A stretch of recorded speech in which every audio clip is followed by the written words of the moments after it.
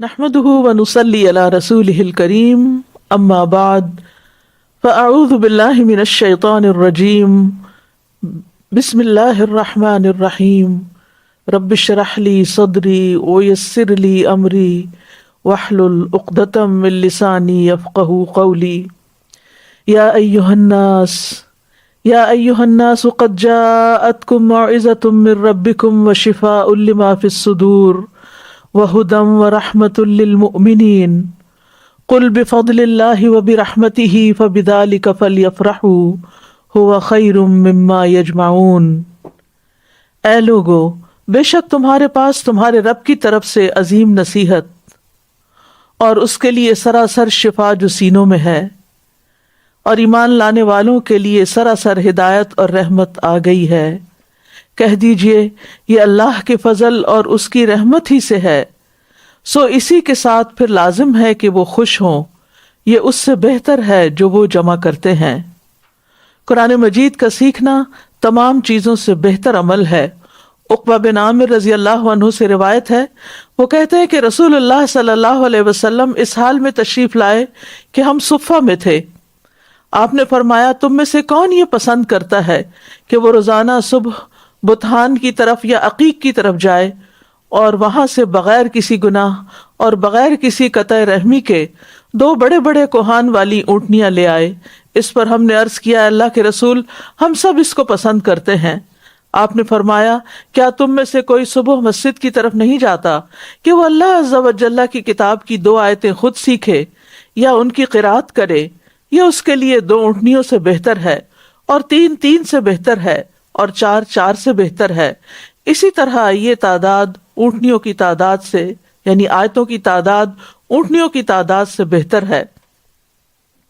لہذا وہ دن انسان کی زندگی کا بہترین دن ہوتا ہے جس میں انسان قرآن مجید کو سیکھتا ہے، کیونکہ قرآن انسان کے لیے شفا اور رحمت ہے۔ وَنُنَزِّلُ مِنَ الْقُرْآنِ مَا هُوَ شِفَاءٌ وَرَحْمَةٌ وَرَحْمَةٌ لِّلْمُؤْمِنِينَ وَلَا يَزِيدُ الظَّالِمِينَ إِلَّا۔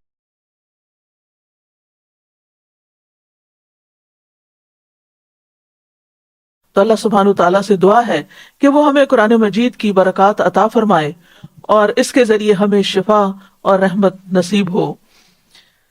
آئیے شروع کرتے ہیں سورۃ آل عمران۔ سورۃ آل عمران قرآن مجید کی طویل سورتوں میں سے ہے۔ سورۃ آل عمران کا پڑھنا بہت باعث برکت ہے، باعث فضیلت ہے، کامیابی کا باعث ہے۔ ابن بریدہ اپنے والد سے روایت کرتے ہیں کہ رسول اللہ صلی اللہ علیہ وسلم نے فرمایا، سورۃ البقرہ اور آل عمران کو سیکھو، کیونکہ یہ دونوں روشن صورتیں اپنے پڑھنے والے پر قیامت کے دن بادلوں یا سائبانوں یا پرندوں کی 2 صف بند ٹولیوں کی صورت میں سایہ کریں گی، یعنی قیامت کے دن جب کہ کوئی سایہ نہ ہوگا، یہ صورتیں پڑھنے والے ان صورتوں کے سائے میں ہوں گے۔ اسی طرح صحیح مسلم کی روایت میں آتا ہے، ابو امامہ باہلی کہتے ہیں کہ میں نے رسول اللہ صلی اللہ علیہ وسلم کو فرماتے ہوئے سنا، قرآن پڑھا کرو، کیونکہ یہ قیامت کے دن اپنے پڑھنے والوں کے لیے سفارشی بن کر آئے گا، اور 2 روشن صورتوں کو پڑھا کرو، سورۃ البقرہ اور سورۃ آل عمران، کیونکہ یہ قیامت کے دن اس طرح آئیں گی جیسے کہ 2 بادل ہوں، یا جیسا کہ 2 سائبان ہوں، یا جیسے 2 پر پھیلائے ہوئے پرندوں کی قطاریں ہوں، اور وہ اپنے پڑھنے والوں کے بارے میں جھگڑا کریں گی۔ تو سورۃ آل عمران کو پڑھنے کا حکم دیا گیا ہے، کیونکہ قیامت کے دن یہ اپنے پڑھنے والوں کا دفاع کریں گی اور ان کے لیے فائدے کا باعث ہوں گی۔ ایک روایت میں آتا ہے کہ وہ شخص عظیم شمار کیا جاتا تھا۔ انس رضی اللہ عنہ کہتے ہیں کہ جب کوئی آدمی ہم میں سے سورۃ البقرہ اور سورۃ آل عمران کو پڑھ لیتا تو وہ ہمارے درمیان بہت عظمت والا ہو جاتا، یعنی اس کا ایک مقام ہوتا، ایک ویلیو ہوتی۔ ایک اور روایت میں آتا ہے کہ وہ عظیم شمار کیا جاتا اور وہ ہمارے درمیان بڑے مرتبے اور بڑے مقام والا شمار ہوتا۔ آج بڑا مرتبہ اور مقام اس کو دیا جاتا ہے جس کے پاس دنیا کی دولت یا دنیا کی کوئی بڑی سے بڑی ڈگری ہو، لیکن صحابہ کے نزدیک وہ شخص بڑے مرتبے والا ہو جاتا جو سورۃ آل عمران کو پڑھ لیتا۔ یہ سورت مدنی سورت ہے، اس کی آیات کی تعداد 200 ہے۔ نزول کے اعتبار سے یہ سورۃ الانفال کے بعد نازل ہوئی۔ اس کا ایک اور نام الزہرا بھی ہے، اسی وجہ سے البقرہ اور آل عمران دونوں کا نام الزہراوین بھی ہے۔ دو روشن صورتیں، چمکنے والی صورتیں. اور آل عمران اس کو اس لیے کہا جاتا ہے کہ اس میں آل عمران کے خاندان کا قصہ بیان کیا گیا ہے، جو کہ ایک بہت بابرکت خاندان ہے. عمران حضرت مریم کے والد ہیں، اور مریم علیہ السلام جو ہیں وہ حضرت عیسیٰ علیہ السلام کی والدہ ہیں. اور اس صورت میں اللہ تعالیٰ کی قدرت کے مظاہر کا بیان کیا گیا ہے کہ کس طرح مریم علیہ السلام اور ان کے بیٹے عیسیٰ علیہ السلام کی ولادت ہوئی. سورت کا آغاز سورت البقرہ کی طرح حروف مقطعات سے ہوتا ہے. سورت البقرہ میں بنی اسرائیل سے خطاب تھا، یہاں پر نصارہ سے خطاب ہے. سورت البقرہ کے اختتام بھی دعا کے ساتھ ہوتی ہے، سورت البقرہ کا اختتام بھی دعا کے ساتھ ہوتا ہے. اسی طرح آل عمران کا اختتام بھی دعا کے ساتھ ہوتا ہے. تو یہ دونوں صورتیں مل کے ایک پیئر بنتی ہیں، اور ان میں بہت سی مماثلتیں بھی پائی جاتی ہیں جو انشاءاللہ آگے آپ پڑھتے ہوئے دیکھیں گے. بسم اللہ الرحمن الرحیم. الف لام میم، الف لام میم. اللہ لا الہ الا هو الحی القیوم. اللہ کے سوا کوئی الہ برحق نہیں، وہ زندہ ہے، سب کو قائم رکھنے والا ہے. یہاں اللہ سبحانہ تعالیٰ کا تعارف کرایا جا رہا ہے کہ حقیقت میں اصل معبود جس کی عبادت ہونی چاہیے وہ اللہ ہی ہے، اور وہ الحی ہے، یعنی ہمیشہ سے ہے، ہمیشہ رہے گا، نہ اس کی کوئی ابتدا ہے نہ کوئی انتہا ہے. اور پھر وہ اس وقت بھی تھا جب کوئی اور چیز نہ تھی، وہ جب بھی ہوگا جب کچھ باقی نہ رہے گا. القیوم، وہ قائم رکھنے والا ہے، یعنی اسے اپنے وجود کے لیے کسی اور سہارے کی ضرورت نہیں، وہ تمام مخلوقات سے بے پرواہ ہے. یہ دونوں نام مل کر ایک بہترین کمبینیشن بناتے ہیں، اور ان کے ساتھ جب دعا کی جائے تو دعا قبول ہوتی ہے. انس رضی اللہ عنہ کہتے ہیں کہ میں نبی صلی اللہ علیہ وسلم کے ساتھ تھا کہ ایک آدمی نے دعا کی، یا بدیع السماوات یا حی یا قیوم انی اسألک، اے آسمانوں کو عدم سے وجود میں لانے والے، اے زندہ، اے قائم رہنے والے، میں تجھ سے سوال کرتا ہوں. تو آپ صلی اللہ علیہ وسلم نے فرمایا، کیا تمہیں معلوم ہے کہ اس نے کس چیز کے ساتھ دعا کی؟ قسم اس ذات کی جس کے قبضے میں میری جان ہے، اس نے اللہ کو اس کے اس نام سے پکارا کہ جب اس نام کے ساتھ پکارا جاتا ہے تو وہ قبول فرما لیتا ہے، یعنی دعائیں قبول ہوتی ہیں. لہٰذا نبی صلی اللہ علیہ وسلم کے بارے میں بھی آتا ہے کہ بدر کے موقع پر، یعنی جنگ بدر کے موقع پر، جبکہ ایک بہت کٹھن مرحلہ تھا اسلامی تاریخ کا، آپ صلی اللہ علیہ وسلم رو رو کر اللہ تعالیٰ کو پکار رہے تھے، اور انہی دو ناموں کے ساتھ دعا کر رہے تھے، یا حی یا قیوم برحمتک استغیث، اے زندہ رہنے والے اور اے قائم رکھنے والے، ہم تجھ سے یا میں تجھ سے تیری رحمت کی فریاد کرتا ہوں. کیونکہ جب اللہ کی رحمت آ جاتی ہے تو کوئی غم نہیں رہتا، کوئی پریشانی نہیں رہتی. انس بن مالک کہتے ہیں نبی صلی اللہ علیہ وسلم پر جب بھی کوئی پریشان کن معاملہ آ پڑتا تو انہی ناموں سے دعا کیا کرتے تھے، یا حی یا قیوم برحمتک استغیث، کہ اے زندہ اور قائم رہنے والے، تیری رحمت کے وسیلے سے فریاد کرتا ہوں. آج کل کے حالات کے مطابق بھی ہم سب کو کثرت کے ساتھ ان دو ناموں کے ساتھ اللہ سے دعا کرنی چاہیے. کون ہے اللہ؟ نزل علیک الکتاب، جس نے آپ پر کتاب نازل کی. نزل علیک الکتاب بالحق مصدقا لما بین یدیہ وانزل التوراۃ والانجیل. اے نبی صلی اللہ علیہ وسلم، اس نے آپ پر حق کے ساتھ کتاب نازل کی ہے جو ان کتابوں کی تصدیق کرنے والی ہے جو اس سے پہلے تھی، اور اسی نے تورات اور انجیل نازل کی. دوسری آسمانی کتابوں کے برعکس قرآن مجید 23 برس میں مکمل ہوا، اسی لیے آپ دیکھتے ہیں کہ الکتاب یعنی قرآن کے ساتھ نزلہ کا لفظ آیا ہے، جبکہ دوسری کتابوں تورات اور انجیل کے ساتھ انزلہ کا لفظ آیا کہ وہ یک بارگی اتاری گئی تھی. یہ کتاب کیا کرتی ہے؟ مصدقا لما بین یدیہ، پہلی کتابوں کی تصدیق کرتی ہے. پہلی کتابوں میں جو خبریں اور بشارتیں ہیں وہ اس کتاب میں بھی ہیں، اور اگر یہ اللہ کی طرف سے نہ ہوتی تو اس میں بہت اختلاف ہوتا. اور سابقہ کتب کے مقابلے میں یہ قرآن کی وسعت ہے. سابقہ کتب سے بہتر صورتیں ہیں جو اس میں قرآن میں نبی صلی اللہ علیہ وسلم کو عطا کی گئیں. آپ نے فرمایا مجھے تورات کی جگہ 7 ابتدائی طویل صورتیں دی گئیں، اور زبور کی بجائے 100 آیات والی صورتیں دی گئیں، اور انجیل کے بدلے مثانی یعنی وہ صورتیں جن میں بعض آیات بار بار آتی ہیں وہ دی گئیں. اور مجھے مفصل سورت محمد سے اخیر تک کے ساتھ فضیلت دی گئی ہے. من قبل، اس سے پہلے، ہدی للناس وانزل الفرقان ان الذین کفروا بآیات اللہ لہم عذاب شدید واللہ عزیز ذو انتقام. اس سے پہلے لوگوں کی ہدایت کے لیے اور اسی نے فرقان یعنی قرآن نازل کیا. یقیناً وہ لوگ جنہوں نے اللہ کی آیات کا انکار کیا ان کے لیے سخت عذاب ہے اور اللہ بہت زبردست ہے، انتقام لینے والا ہے. تو یہاں قرآن مجید کے لیے فرقان کا لفظ بھی آیا ہے کہ یہ حق و باطل کے درمیان فرق کرتا ہے. پہلی کتابوں میں جو چیزیں شامل ہو گئیں قرآن ان کو واضح کر دیتا ہے کہ ان میں کیا حق ہے اور کیا نہیں. پھر اللہ سبحانہ تعالیٰ کے یہاں خاص دو ناموں کا ذکر کیا گیا ہے کہ وہ عزیز بھی ہے اور ذو انتقام بھی ہے. عزیز کا مطلب ہے وہ جس پر کوئی غالب نہ آ سکے اور نہ کوئی بھاگنے والا اس سے بچ سکے، وہ جو کسی کی پہنچ میں نہیں، جو قدرت کے اعتبار سے سب سے افضل ہے.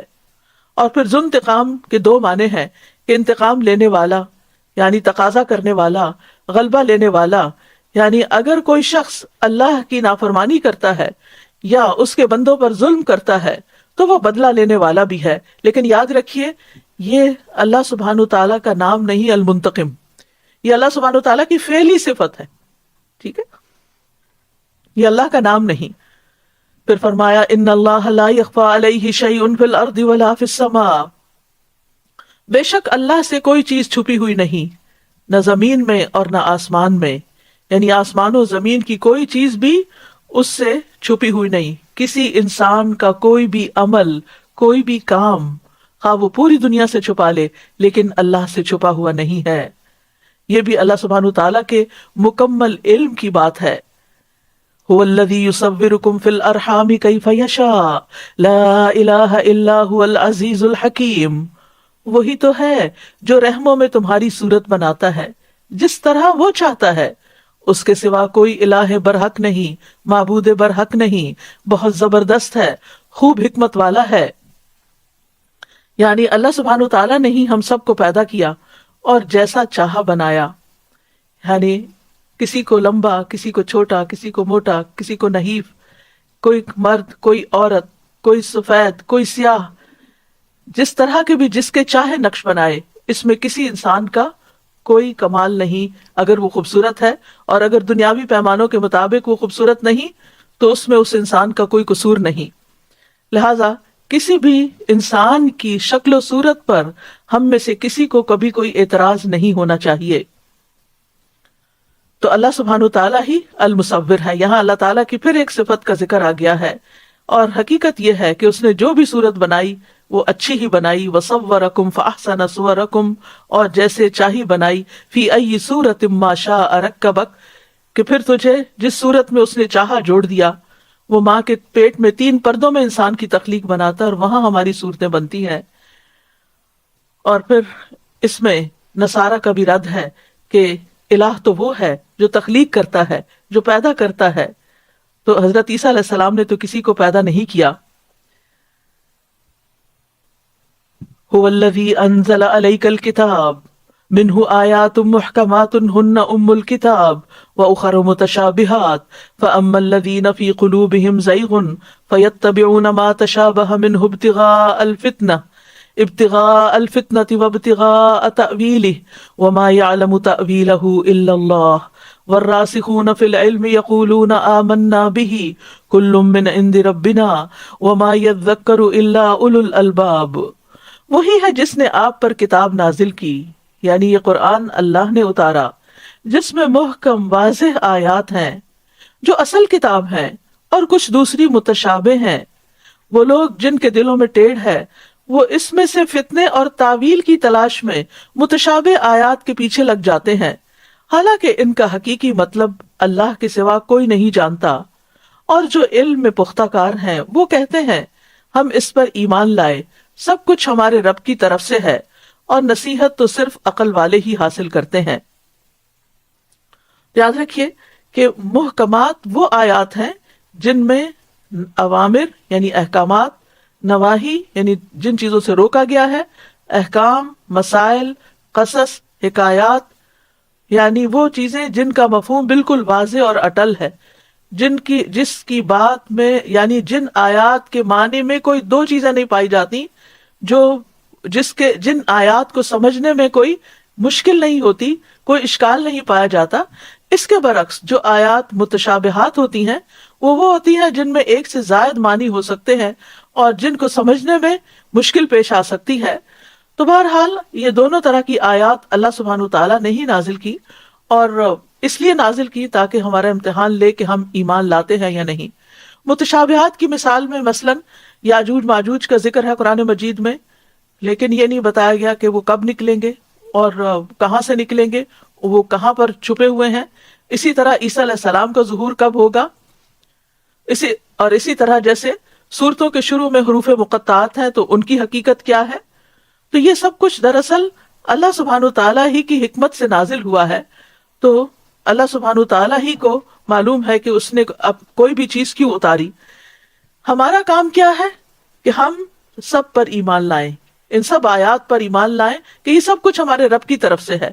لیکن کچھ لوگ ایسے ہوتے ہیں کہ جن کے دلوں میں کجی ہوتی ہے، ٹیڑھ ہوتا ہے، ان کے دلوں میں کوئی خرابی ہوتی ہے، مثلاً کوئی عجب ہو سکتا ہے، اپنے علم پر بڑا ناز ہو سکتا ہے، تو وہ کیا کرتے ہیں، ایسی آیات کے پیچھے پڑ جاتے ہیں جس میں جو عام لوگوں کو سمجھ نہیں آتی، پھر ان کے اپنے من مانے مطلب نکال کر لوگوں کے سامنے وہ ہیرو بنتے ہیں کہ ہم نے ان کا مطلب دریافت کر لیا ہے جو آج تک امت کے کسی بھی انسان کو پتہ نہیں تھا۔ تو اس چیز سے بچنا چاہیے۔ تو اسی لیے اللہ تعالیٰ فرماتے ہیں کہ جن کے دلوں میں ٹیڑھ ہوتا ہے وہ متشابہات کے پیچھے لگ جاتے ہیں، فتنے کی تلاش میں اور اس کے مطلب کی تلاش میں۔ وَمَا يَعْلَمُ تَأْوِيلَهُ إِلَّا اللَّهُ، حالانکہ اس کا اصل مطلب اللہ کے سوا کسی کو معلوم نہیں، کہ وہی جانتا ہے اور وہی جانتا ہے کہ ان کا مفہوم کب واضح کرنا ہے۔ وَالرَّاسِخُونَ فِي الْعِلْمِ يَقُولُونَ آمَنَّا بِهِ، اور علم میں جو مضبوط ہوتے ہیں، علم میں جو استنباط کرنے کے قابل ہوتے ہیں، وہ کہتے ہیں کہ ہم اس پر ایمان لائے۔ کل من عند ربنا، ہم سب کا بھی یہی طرز عمل ہونا چاہیے کہ قرآن میں جو کچھ بھی پڑھیں، محکمات میں سے ہو یا متشابہات میں سے، ہمیں کہنا چاہیے یہ سب ہمارے رب کی طرف سے۔ کل من عند ربنا وما یذکر الا اولو الالباب، لیکن نصیحت تو عقل والے ہی پکڑتے ہیں۔ اولو الالباب، الباب کا لفظ جو ہے لب سے ہے، لب کہتے ہیں خالص عقل کو، یعنی ایسی عقل جس میں نہ خواہش پرستی ہو اور نہ ہی اس کے اندر کسی قسم کا کوئی شرک ہو اور نہ ہی کوئی بدعت ہو۔ تو ایسے لوگ جو ہیں وہ اللہ کی بات جلد سمجھتے بھی ہیں اور مانتے بھی ہیں۔ وہ کیا دعائیں کرتے ہیں، ربنا لا تزغ قلوبنا بعد اذ ہدیتنا وہب لنا من لدنک رحمہ انک انت الوہاب، اے ہمارے رب ہدایت دینے کے بعد ہمارے دلوں کو ٹیڑھا نہ کرنا اور ہمیں اپنے پاس سے رحمت عطا فرما، بے شک تو ہی بہت عطا کرنے والا ہے۔ تو یہ راسخین کی خاص دعا ہوتی ہے کہ وہ نہ اپنے علم پر بھروسہ کرتے ہیں نہ اپنی عقل پر بھروسہ کرتے ہیں، وہ اللہ کی طرف سے آئی ہوئی ہدایت کو ہی اپنے لیے اصل رہنمائی کی چیز سمجھتے ہیں اور اسی کے آگے جھک جاتے ہیں، اور جھکنے کے باوجود، ماننے کے باوجود بھی یہ کہتے ہیں کہ یا رب ہمارے دلوں کو سلامت رکھنا، کہیں ہدایت آنے کے بعد ہمارے دل ٹیڑھے نہ ہو جائے کہ ہم متشابہات کے پیچھے لگ جائیں اور اس کی وجہ سے کسی شک و شبہ میں پڑ جائیں، اور ہمیں اپنے پاس سے رحمت عطا کر دے، کیونکہ جس کو اللہ کی رحمت کا حصہ مل گیا اس کا تو بیڑا پار ہو گیا، کیونکہ اور اصل دینے والا تو اللہ ہی ہوتا ہے۔ اس سے یہ بھی پتہ چلتا ہے کہ ہدایت کا منبع جو ہے وہ دل ہے، اور دل جسم کا اہم ترین حصہ ہے۔ نبی صلی اللہ علیہ وسلم نے فرمایا بے شک جسم میں ایک گوشت کا ٹکڑا ہے، جب اس کی اصلاح ہو جاتی ہے تو تمام جسم کی اصلاح ہو جاتی ہے، اور جب وہ خراب ہو جاتا ہے تو تمام جسم خراب ہو جاتا ہے، سنو وہ ٹکڑا دل ہے۔ لہذا دل اگر درست ہوگا تو ہدایت بھی ملے گی، انسان کو ہدایت کی بات سمجھ بھی آئے گی۔ اسی طرح ایمان کی درستگی کا انحصار بھی دل کی درستگی پر ہے۔ انس بن مالک کہتے ہیں کہ رسول اللہ صلی اللہ علیہ وسلم نے فرمایا کسی آدمی کا ایمان درست نہیں ہوتا یہاں تک کہ اس کا دل درست ہو، اور اس کا دل درست نہیں ہوتا یہاں تک کہ اس کی زبان درست ہو جائے، اور تقویٰ کا مقام بھی دل ہی ہے۔ اور اللہ تعالیٰ نے سورۃ البقرہ میں ہمیں بتا دیا تھا کہ ذالک الکتاب لا ریب فیہ ھدی للمتقین، کہ ہدایت تقویٰ کے ساتھ ہی ملتی ہے۔ تو یاد رکھیے کہ سوچنے سمجھنے کا آلہ بھی ہمارا دل ہی ہے، لہٰذا دل کی ہدایت کی دعا کرتے رہنا چاہیے. اللہم اہد قلبی وسدد لسانی واسلل سخیمۃ قلبی، اے اللہ میرے دل کو رہنمائی عطا فرما، میری زبان کو درستگی عطا فرما، اور میرے دل کے کینے کو دور فرما دے. اور دل میں نور پیدا کرنے کی دعا بھی کرنی چاہیے، اللہم اجعل فی قلبی نورا. اور دل کی صفائی کی دعا بھی کرنی چاہیے، اللہم اغسل قلبی بماء الثلج والبرد، اے اللہ میرے دل کو برف اور اولے کے پانی سے دھو دے، یعنی صاف کر دے. اور دل کی صفائی کے لیے استغفار کی کثرت بھی ضروری ہے. رسول اللہ صلی اللہ علیہ وسلم نے فرمایا میرے دل پر پردہ سا آ جاتا ہے، اور اسی وجہ سے میں ایک دن میں 100 مرتبہ اللہ سے استغفار کرتا ہوں. تو اگر دل کسی وجہ سے پریشان ہو اور دل کے اوپر کوئی غبار سا ہو، بات سمجھ نہ آ رہی ہو، کنسنٹریشن نہ ہو رہی ہو، فوکس نہ ہو رہا ہو، تو انسان کو استغفار پڑھنا چاہیے. اور دل کی ثابت قدمی کی دعا بھی کرنی چاہیے، یا مقلب القلوب ثبت قلبی علی دینک. اور دل کے ایمان سے مزین ہونے کی دعا بھی کرنی چاہیے کہ اللہم حبب الینا الایمان وزینہ فی قلوبنا، اے اللہ ایمان کو ہمارے لیے محبوب بنا دے اور اسے ہمارے دلوں میں مزین کر دے، خوبصورت کر دے. یعنی ایمان ہمارے لیے سب سے زیادہ خوبصورت چیز ہو دل میں. اور وَهَبْ لَنَا مِن لَّدُنْكَ رَحْمَةً، ہمیں اپنے پاس سے رحمت عطا فرما، یعنی ایسی رحمت کہ جس سے ہمیں نیکیوں کی توفیق ہو جائے اور گناہوں سے ہماری حفاظت ہو جائے. اِنَّكَ أَنتَ الْوَهَّابُ، بے شک تو ہی بہت بڑی بخشش عطا کرنے والا ہے. تیرے انعامات اور عطیات بے حد وسیع ہیں، تیرے احسانات بے شمار ہیں، تیری سخاوت سے ساری مخلوقات فائدہ اٹھاتی ہیں. اور کیا دعا ہے راسخون فی العلم کی، ربنا انک جامع الناس لیوم لا ریب فیہ ان اللہ لا یخلف المیعاد. اے ہمارے رب، یقیناً تو لوگوں کو ایسے دن میں جمع کرنے والا ہے جس کے آنے میں کوئی شک نہیں، بے شک اللہ وعدے کی خلاف ورزی نہیں کرتا. تو اس سے کیا پتہ چلتا ہے کہ مرنے کے بعد ایک دن اللہ کے پاس جانا ہے، جمع ہونا ہے، اور اس دن کے آنے میں کوئی شک ہے ہی نہیں. اور یہ اللہ کا وعدہ ہے، اور اللہ سبحانہ وتعالیٰ اپنے وعدے کا خلاف نہیں کرتا. تو یہاں پر راسخون فی العلم کی ایک طرح سے تعریف بھی ہے انڈائریکٹلی کہ کتنی بہترین دعائیں وہ مانگتے ہیں. وہ لوگ ہوتے ہیں جو صرف علم نہیں رکھتے، علم کے ساتھ عمل میں بھی پختہ ہوتے ہیں، جو آخرت پر بھی یقین رکھتے ہیں، جو اللہ سے معافی مانگتے ہیں، جو اللہ کا احسان یاد رکھتے ہیں، اس کی رحمتوں کا سوال کرتے ہیں، قیامت کے دن پر ایمان رکھتے ہیں. تو ہمیں بھی اللہ سے دعا کرنی چاہیے کہ اللہ تعالیٰ ہمیں علم میں رسوخ اور پختگی اور گہرائی عطا کرے، تاکہ ہمارے اندر بھی یہ کوالٹیز آئیں جو اللہ تعالیٰ کو پسند ہیں. پھر فرمایا ان الذین کفروا لن تغنی عنہم اموالہم ولا اولادہم من اللہ شیئا واولئک ھم وقود النار. بے شک جن لوگوں نے کفر کیا، ان کے مال اور ان کی اولاد انہیں اللہ کے عذاب سے بچانے میں ہرگز کام نہ آئیں گے، اور یہی وہ لوگ ہیں جو آگ کا ایندھن ہے. یعنی کافر کے مال اور اولاد اس کو آگ سے یا عذاب سے بچا نہ سکیں گے. دنیا میں آپ دیکھیے کہ سب کی دوڑ مال و اولاد کے لیے لگی ہوئی ہے، یا بچوں کو پالنے، ان کو تعلیم دینے، ان کو کامیاب کرنے کے لیے دن رات بھاگ دوڑ کر رہے ہیں، محنت کر رہے ہیں، یا پھر مال کے پیچھے دوڑ رہے ہیں. لیکن افسوس یہ کہ انسان اس بات کو نہیں سمجھتا کہ آخرت میں یہی دو چیزیں فائدہ نہیں دیں گی اگر ایمان نہ ہوا. ہاں، ایمان کے ساتھ ان دو چیزوں کو انسان صحیح جگہ استعمال کرتا ہے، صحیح طریقے سے استعمال کرتا ہے، جس وجہ سے یہ چیزیں اس کے لیے مددگار ہو جاتی ہیں. قیامت کے دن کسی کفر کرنے والے کو ڈھیروں مال، زمین بھر سونا بھی اگر وہ پیش کر کے جہنم کے عذاب سے بچنے کی کوشش کرے گا تو بچ نہ سکے گا. وَأُولَئِكَ هُمْ وَقُودُ النَّارِ، یہی لوگ آگ کا ایندھن ہے. سورۃ البقرہ میں بھی آتا ہے وَقُودُهَا النَّاسُ وَالْحِجَارَةُ کہ یہ آگ کا ایندھن بننے والے لوگ ہیں. كَدَأْبِ آلِ فِرْعَوْنَ وَالَّذِينَ مِن قَبْلِهِمْ كَذَّبُوا بِآيَاتِنَا فَأَخَذَهُمُ اللَّهُ بِذُنُوبِهِمْ وَاللَّهُ شَدِيدُ الْعِقَابِ. ان کا حال بھی آل فرعون اور ان لوگوں کی طرح ہے جو ان سے پہلے تھے. ان سب نے ہماری آیات کو جھٹلایا تو اللہ نے انہیں ان کے گناہوں کی وجہ سے پکڑ لیا، اور اللہ سخت سزا دینے والا ہے. یعنی نبی صلی اللہ علیہ وسلم پر جو لوگ ایمان نہیں لائے، جس کا تذکرہ پچھلی آیت میں کیا گیا، کہا کہ ان کفار کی عادت اور ان کا حال بھی آل فرعون کی طرح ہے، جو موسیٰ علیہ السلام پر ایمان نہیں لائے تھے. والذین من قبلہم، اور ان لوگوں کی طرح جو موسیٰ علیہ السلام سے بھی پہلے کے تھے کہ وہ پیغمبر آئے لیکن ان کی قوم کے لوگوں نے ان کے اوپر ان کی بات نہ مانی اور ان پر ایمان نہ لائے. تو یہ ان کی عادت رہی ہے. اور یہ عادت کیا ہے؟ حق کو جھٹلانے کی عادت، گناہوں میں کھیلنے کی عادت.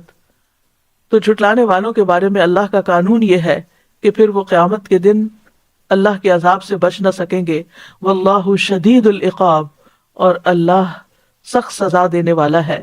یعنی جب کوئی سزا کو واجب کرنے کے کام کرتا ہے تو پھر اللہ تعالیٰ اس کو سخت سزا دیتا ہے. اور عذاب کا یہ سبب کفر بھی ہو سکتا ہے، اور اس کے ساتھ ساتھ وہ گناہ بھی جن پر عذاب کی بشارت سنائی گئی ہے، اور ان کے بہت سے مرتبے ہیں اور جہنم کے بھی بہت سے درجے ہیں. جس کے گناہ جس درجے کے ہوں گے وہ اسی درجے میں جا پہنچے گا. قل للذین کفروا ستغلبون وتحشرون الی جہنم وبئس المہاد. آپ ان لوگوں سے کہہ دیجئے جنہوں نے کفر کیا کہ عنقریب تم مغلوب کیے جاؤ گے اور جہنم کی طرف اکٹھے کیے جاؤ گے، اور وہ بہت برا ٹھکانہ ہے. کہا جاتا ہے کہ یہ آیت جنگ بدر سے پہلے قریش کے بارے میں نازل ہوئی. تو اللہ نے اپنے قول کو سچ کر دکھایا، اور بدر کے دن ان کے بہت سے سردار مارے گئے. یہ ابن عباس کا قول ہے. دوسری رائے یہ ہے کہ یہ بنو قینقاع کے بارے میں نازل ہوئی.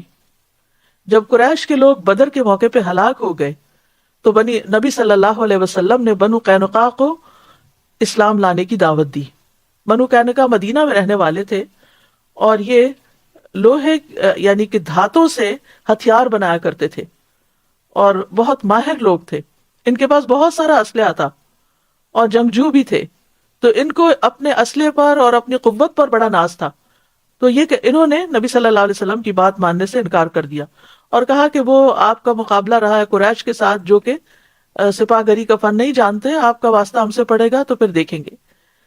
لیکن پھر کیا ہوا؟ تھوڑے ہی عرصے کے بعد ان کو جلا وطن کر دیا گیا. یہ مدینہ کے اندر ہی رہتے تھے، باقی جو دو گروہ تھے یہود کے وہ باہر کی طرف تھے. حقیقت یہ ہے کہ اللہ سبحانہ تعالیٰ کا یہ وعدہ ہے کہ قیامت تک مومنوں کا ایک گروہ حق پر غالب رہے گا اور اس کو کوئی بھی نقصان نہ دے سکے گا. صوبان کہتے ہیں کہ رسول اللہ صلی اللہ علیہ وسلم نے فرمایا، میری امت میں سے ایک جماعت ہمیشہ حق پر غالب رہے گی، جو انہیں رسوا کرنا چاہے گا وہ ان کو کوئی نقصان نہ دے سکے گا یہاں تک کہ اللہ کا حکم آ جائے اور وہ اسی حال پر ہوں گے. تو بعض اوقات یہ غلبہ جو ہوتا ہے وہ مادی غلبہ ہوتا ہے، لیکن بہت دفعہ یہ غلبہ علمی اور دلائل کا غلبہ ہوتا ہے کہ جو ہمیشہ یعنی حق کو ثابت کر سکتے ہیں. وَتُحْشَرُونَ إِلَىٰ جَهَنَّمَ، اور پھر تم جہنم کی طرف اکٹھے کیے جاؤ گے. یعنی کافر کے لیے دنیا کے علاوہ آخرت میں بھی رسوائی ہے اور وہ بدترین ٹھکانہ ہے. یعنی جن لوگوں نے پیغمبروں کی بات ماننے سے انکار کیا، اپنے پیغمبروں کو جھٹلایا، ہم شروع سے لے کے حضرت نوح علیہ السلام سے لے کر محمد صلی اللہ علیہ وسلم تک دیکھتے ہیں کہ ان کا انجام اچھا نہ ہوا. قد کان لکم آیۃ فی فئتین التقطا فئۃ تقاتل فی سبیل اللہ واخری کافرۃ یرونہم مثلیہم رأی العین واللہ یؤید بنصرہ من یشاء ان فی ذلک لعبرۃ لأولی الابصار. یقیناً تمہارے لیے ان دو گروہوں میں جو بدر کے دن آمنے سامنے ہوئے عبرت کی ایک نشانی ہے. ایک گروہ اللہ کے راستے میں لڑ رہا تھا جبکہ دوسرا گروہ کافر تھا. وہ انہیں اپنی آنکھوں سے اپنے سے دگنا دیکھ رہے تھے، اور اللہ جس کی چاہتا ہے اپنی مدد سے تائید کرتا ہے. بے شک اس میں اہل بصیرت کے لیے بھرپور عبرت ہے. اس آیت میں بھی مخاطب جو ہیں وہ یہود مدینہ ہیں کہ غزوہ بدر میں جو کچھ ہوا اس سے تمہیں عبرت حاصل کرنی چاہیے تھی، اور تم نے دیکھ لیا. قد کان لکم آیۃ، تمہارے لیے جنگ بدر ایک بہت بڑی نشانی ہے کہ جس میں دو گروہ آمنے سامنے ہوئے. ایک اللہ کے راستے میں لڑ رہا تھا اور دوسرا قریش کا جنہوں نے نبی صلی اللہ علیہ وسلم کا انکار کیا تھا. جب وہ آمنے سامنے ہوئے، حالانکہ مسلمان جو تھے وہ تعداد میں بہت کم تھے، ساز و سامان بھی لڑائی کا بہت کم تھا. اس کے مقابلے میں جو ان کے دشمن تھے یعنی قریش جو مکہ سے چل کر آئے تھے لڑنے کے لیے ان سے، وہ تعداد میں تقریباً 3 گنا زیادہ تھے یا اس سے بھی زیادہ. اور ان کے پاس ہتھیار بھی زیادہ تھے، گھوڑے اور اونٹ بھی زیادہ تھے، لیکن اللہ سبحانہ تعالیٰ نے جنگ ہونے سے پہلے ہی مسلمانوں کی تسکین کا سامان کر دیا. اور یہاں پر یہ جو بات فرمائی گئی کہ وہ ان کو اپنے سے دگنا دیکھ رہے تھے، یعنی مسلمان کفار کو اپنے سے دگنا، مسلمانوں کی تعداد تقریباً 313 تھی اور وہ اپنے سے دگنا یعنی تقریباً 600 کے قریب دیکھ رہے تھے، اور کفار جو تھے وہ اپنے سے دگنا مسلمانوں کو دیکھ رہے تھے، زیادہ نظر آ رہے تھے. وہ اگر 1000 تھے تو 2000 نظر آ رہے. تو اس طرح ایک نفسیاتی طور پر مسلمانوں کے اندر ایک قوت آ گئی کہ کوئی بہت زیادہ نہیں ہے، ایک اور دو کا ہی مقابلہ ہے. اپنے سے دگنے کا مطلب یہ ہے کہ ٹھیک ہے اتنوں کو ہم نمٹ لیں گے. اور دوسری طرف کفار کے لیے کہ یہ اتنے زیادہ ہیں، وہ ان کے لیے ایک خوف کا سبب بن گیا. تو یہ دراصل اللہ کی مدد تھی. حضرت علی کہتے ہیں کہ غزوہ بدر کی رات ہم نے دیکھا کہ ہمارے درمیان ہر شخص سو جاتا تھا سوائے رسول اللہ کے، جو صلی اللہ علیہ وسلم کے، جو ایک درخت کے نیچے نماز پڑھتے جاتے تھے اور روتے جاتے تھے حتیٰ کہ صبح ہو گئی. تو گویا مدد کس طرح آئی؟ پھر دعا سے. ہم بعض اوقات پریشان ہوتے ہیں، خوف زدہ ہوتے ہیں، لیکن دعا کی طرف راغب نہیں ہوتے، اللہ کی طرف رجوع نہیں کرتے، اللہ سے مدد نہیں مانگتے. نبی صلی اللہ علیہ وسلم یہ بھی تو کہہ سکتے تھے کہ میں اللہ کا پیغمبر ہوں، اللہ میری مدد نہیں کرے گا تو اور کس کی کرے گا. لیکن آپ کی عاجزی دیکھیے کہ سب کچھ ہوتے ہوئے بھی صحابہ کہتے ہیں کہ ہم کوئی سو جاتا تھا، کوئی اٹھ جاتا تھا، لیکن نبی صلی اللہ علیہ وسلم نہیں سوئے، ساری رات دعائیں کرتے رہے اور روتے رہے، اللہ کے آگے آہوزاری کرتے رہے. اور وہ مشہور دعا ہے کہ اللہ میرے لیے اپنے کیے ہوئے وعدے کو پورا فرما، اے اللہ اپنے وعدے کے مطابق عطا فرما، اے اللہ اگر اہل اسلام کی یہ جماعت ہلاک ہو گئی تو زمین پر تیری عبادت نہ کی جائے گی. آپ برابر اپنے رب سے اپنے ہاتھ دراز کیے، قبلے کی طرف منہ کر کے دعا مانگتے رہے، یہاں تک کہ آپ کی چادر آپ کے شانے سے گر پڑی. پھر ابو بکر رضی اللہ عنہ آئے، آپ کی چادر کو اٹھایا اور اسے آپ کے کندھے پہ ڈالا، پھر آپ کے پیچھے سے آپ کے ساتھ لپٹ گئے اور عرض کیا اللہ کے نبی، آپ کی اپنے رب سے دعا کافی ہو چکی، ان قریب وہ آپ سے اپنے کیے ہوئے وعدے کو پورا کرے گا. تو اللہ سبحانہ وتعالیٰ نے یہ آیت اتار دی جو سورۃ انفال کی آیت ہے، اذ تستغیثون ربکم فاستجاب لکم انی ممدکم بألف من الملائکۃ مردفین. تم اپنے رب سے فریاد کر رہے تھے تو اس نے تمہاری دعا قبول کر لی کہ میں تمہاری مدد 1000 لگاتار فرشتوں سے کروں گا. پس اللہ نے آپ کی اپنے فرشتوں کے ساتھ مدد فرمائی. تو یاد رکھیے کہ جب انسان مشکل حالات میں اللہ کی طرف رجوع کرتا ہے تو اللہ تعالیٰ دعائیں سننے والا ہے اور مصیبت کو ٹال دیتا ہے. ہم سب کو سوچنا چاہیے کہ جب سے یہ کرونا وائرس کی بات عام ہوئی ہے اور اس کی ہلاکتوں کی خبریں بھی ہم سنتے پڑھتے رہتے ہیں، ہم نے کتنی دعائیں کی کہ اللہ تو ہمیں اس آفت سے محفوظ رکھنا. ہم نے کتنی استغفار کی، ہم نے کتنا اللہ کی طرف رجوع کیا. ہمارا زیادہ وقت کس شغل میں گزرتا ہے؟ اس زمانے میں کوئی واٹس ایپ اور یہ خبروں کے طریقے نہیں تھے، تو لوگوں کی توجہ جو تھی وہ نسبتاً آسان تھی اللہ کی طرف جانا. آج کے دور میں یہ فتنہ چونکہ زیادہ ہو چکا ہے تو یہ اس غیر محسوس طریقے سے ہمیں اپنے اندر الجھا دیتا ہے کہ ہماری عبادت، ہماری دعا، ہمارے خشوع و خضوع اس میں کوئی خاص فرق نہیں پڑا، ہماری روٹین میں کوئی خاص فرق نہیں پڑا. صرف ہم افسوس ہی کرتے رہتے ہیں کہ یہ بند ہو گیا، وہ بند ہو گیا، لیکن یہ نہیں دیکھتے کہ ہمارے کرنے کا کام کیا اور کس چیز کی طرف ہماری توجہ زیادہ ہو جانی چاہیے. اگر ہماری بہت سی سرگرمیاں ختم ہو گئی ہیں تو ہماری زیادہ توجہ عبادت پہ ہو جانی چاہیے، سیلف گرومنگ پہ ہونی چاہیے، اپنے اوپر توجہ دینی چاہیے. اپنی عبادتوں میں جو کمی ہم کر رہے تھے، جن نوافل کی ہم کمی کر رہے تھے، ہم ان کی طرف توجہ کریں اور اللہ سے مدد مانگے تو اللہ کی مدد ضرور آئے گی.